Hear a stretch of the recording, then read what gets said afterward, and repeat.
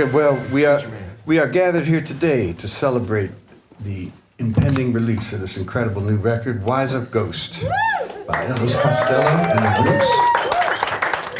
And we are incredibly honored to have Ahmir and Elvis here tonight to talk about it. And when Steve actually first played this for me, I thought, well, this is... Steve who? Steve Macklin. Oh, good. I thought, well, this sounds like a really cool idea. But very often, and I think we've all been involved in stuff like that, cool ideas don't always pan out to something amazing.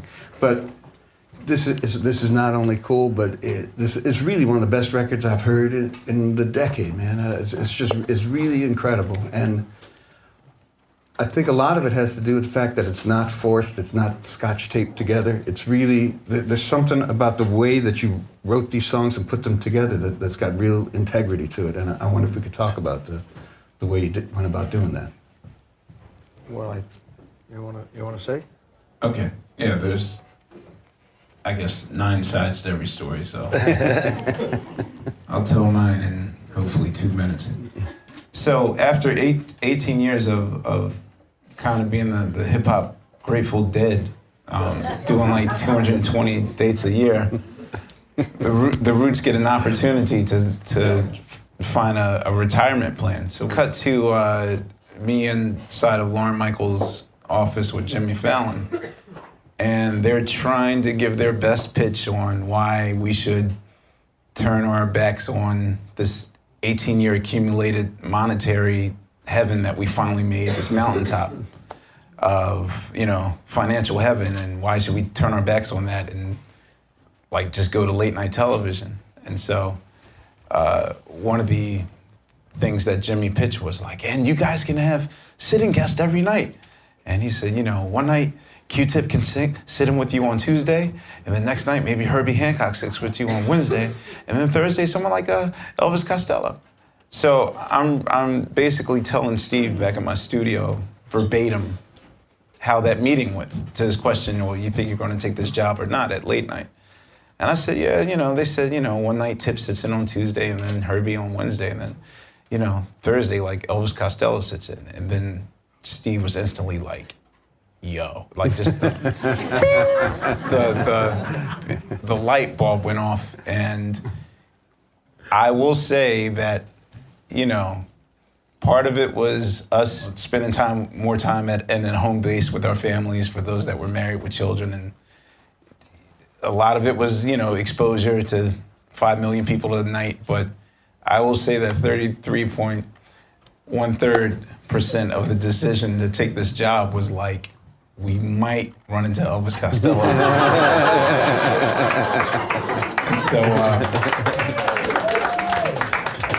And so when Elvis was first booked on the show, I remember that that was like one of the first serious, like, you made us all rehearse the night before, and something we never done, like anal retentive levels of perfection. Like, we prepared for it. But on the other hand, it was like, yo, don't overwhelm Elvis. We're not going to freak him out. We're just going to act normal. Just don't say nothing about our idea. We let this happen 3 times, and then after the 3rd time, it's kind of like when the guy and the girl dating, and the girl just says, look, what are we? Like, what are we doing? Like, what is this? That's the genesis of how this album started, from my point of view. Like, it started after the Springsteen weekend when we did Brilliant Disguise and Fire. And then you felt comfortable with us after your 3rd appearance. It was like, okay. So I go in the first day, and I kind of know my way around NBC because I've been chased off television since 1977 in that building. And it was nice of Lorne to kind of suggest that might be an idea, given that he told me I'd never work in television again. But when you walk in, it's all about business in that room, because there's keyboards down one room. Inside the door, there's the mixing board that Stephen sits at. There's Kirk with his guitar rig, Mark's bass rig. Amir's in what I guess would have been like a... It was initially a closet, but I turned it into a drum booth. Yeah. So it literally is just as big as a drum set and some, I have to say, some totems and icons. Yeah. And a television. I'm a hoarder. A television that plays Soul Train all the time. You know, I mean, it's a cool room. I like just looking in there. You know, it's like, you know, they say in casinos they don't have any clocks or windows, so you don't know when it's the middle of the night and you're losing the college fund. So it's kind of the same theory in that room. There's no clocks and there's no windows, so it's just about the music. That's it. And I walked right into it. Yeah, I'm glad to say. Yeah, I personally think that. Oh God. Hello, Dave Chappelle. How you doing? It's just regular Dave Chappelle from Hartford, Connecticut. I'll say that. Yeah, we. Now I forgot what we're doing. We recorded, like, I'll say 90% of this record in the Roots dressing room, which I try to make it sound as unglamorous as it is, because I personally like working in cramped, uncomfortable spaces. Some artists like to fly to Hawaii or France to do their records and have luxurious atmospheres, but we felt we got the best results in this way. And then Elvis, you basically did your vocals after we stopped taping the show, like 7 p.m. You don't need a vocal booth if nobody else is in the room. I'm standing right behind Steve and he's got headphones on, and I'm just standing in the middle of the room with a microphone like this, or maybe a fancier one than this sometimes, but depending on the kind of song it was. So it's weird that we're in the actual studio to announce this record. Yeah, but we didn't go to one. There's nothing like this ever. It's more like the bathroom that you visit. Established the sort of precedent was that with the first 2 appearances, we took his songs and completely dismantled them. Mm-hmm. You know, we did Chelsea and we did High Fidelity the first time around, and totally just turned them on their backs. So him giving us that freedom to sort of come up with an arrangement or do or suggest an arrangement that he did maybe 20 years ago or something. Try 30. Or 30 years ago. That set the precedent. So then I guess the initial idea was maybe we remix Elvis, but then I'll say, like, I woke up out my sleep like noticing that it just, no, because I saw the headlines and I was like, no, I'm not going to be the guy that like gets gunned down because I took beloved Elvis Costello and tried to, make him a hip hop star or whatever. Like, how dare you do that to Allison? How dare you? So I was so disappointed. Yeah, I just in my head I saw the record reviews and I told Steve that's my fear. Like, Steve was a very good coach in the fact that my prime concern was like, I don't want to be the person that destroys Costello's legacy.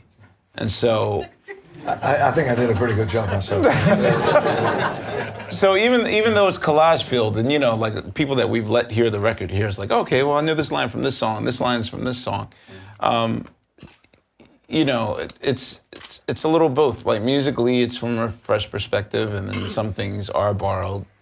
It's like a wedding, borrowed and blue. You also got to say that if that's where you're going to stop with your curiosity, then maybe this record isn't for you. Even if you think you know all about what those original source songs were, if it's just a box to tick, I've recognized it. I mean, obviously, I have no problem with coming up with new words, and the 2/3 of the record are entirely new lyrics. The verses that are collaged into new narratives, I mean, it's not accidental, it's determined, so they accumulate to a new set of thoughts because of the liberty I had created by the music. It's not a magic trick, it's not being done just to say, oh, I could do this, so I will. We set out to maybe have something, you feel something when you get to the end, so if you're just going to go, yes, I recognize it, then you haven't really sort of given up anything to what we're setting down. It occurred to me, this is a cool idea. Mm-hmm. And then when it was we said it out loud, then it became like just as much time as you needed to do it. And we didn't, as you know, alert anybody from any record company that we were doing it as well, which took a lot of pressure off because we could experiment. There were no deadlines, there was no preconceived ideas. We didn't really. Yeah, talk we didn't up- tell ourselves we were making a No, record. we didn't, and we didn't really discuss conceptually Seriously. what we were doing. I just thought like, okay, maybe we can leak it online, or maybe put it on SoundCloud or Record Store Day, put it up on 45. But it wasn't until we did the very last song, of which at that point we had like somewhere between 15 and 19 songs. Then it was like, okay, it's time to stop making songs and see if we have something. And then you said okay, and then next thing I know, we're sitting in this room. So that happened in record time.